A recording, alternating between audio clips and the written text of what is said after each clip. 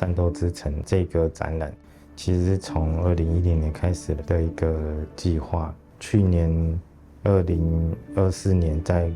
北师美术馆这个做梦计划的时候，才有机会把这个我当初想象它最完整的样子呈现。最开始的出发点其实是想要去回应自己这个时代遇到的一些问题和变化，就是想要以自己的方式去把它记录下来。创作啊跟生活之间，你有很多的选择，你要怎么样去达到就是维持这样的一个平衡。这个生存的一个过程，我觉得它对我来讲，它就是某种广义的战斗了。城市象征的其实不是单纯的建筑物的群体，而它其实是一种机制或是一个系统。你要留在城市里面，你势必要付出一些代价，就代表着你对于这城市可能有一些用处。当你发现你在这城市基本上很难生存的时候，那就代表正面临着被这个城市代谢掉的一个过程。地下室它主要就是战斗之城3部曲的影片。故事本身它是放在地下室，它里面的时间就是他们故事自己本身的时间，就包括第一部自强，核电厂爆炸之后10年之后，然后到了城市重建，然后一直到了这个城市可能或是文明毁灭之后的不知道多少年之后的世界，就是第3部的故事这样子。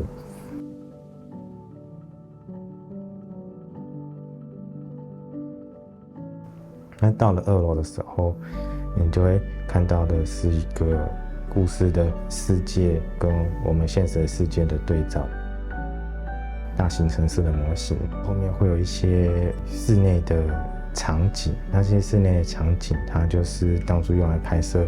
一些片段的时候使用的。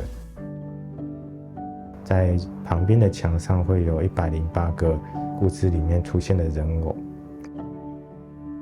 放置的时候，就是希望观众能够同时的看到一些不同的空间，他们有点像是一个共识的存在这个宇宙里面的那种感觉。到了3楼的时候，你就会看到一个客厅的空间，那这个客厅的空间是想要用来去模糊人物跟我们的之间的界限这件事情。他们观看的电视节目啊，或者什么，都跟我们好像有种似曾相识。因为分镜手稿的话，对我来讲，它是跟艺术家来讲会比较亲密一点，因为等于说它是这个故事最直接的一个呈现。中间会有2部录像，就是包括着记录着这个作品开始的时候的心情跟结束之后的心情，它还同时搭配了2张在2014年的时候搬进那个厂房跟离开这个厂房时候的照片。最后会有一个当初拍摄这个作品时候的一个厂房的小模型，可以想象着以前的自己在这个空间里面生活的样子。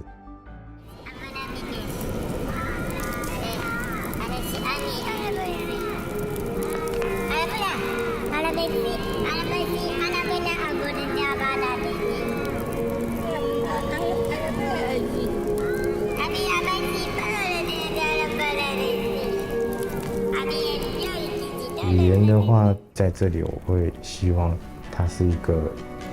永远的一种外来语，就是我们好像跟着他们永远存在一个无法理解的一个诅咒或是一种鸿沟这样。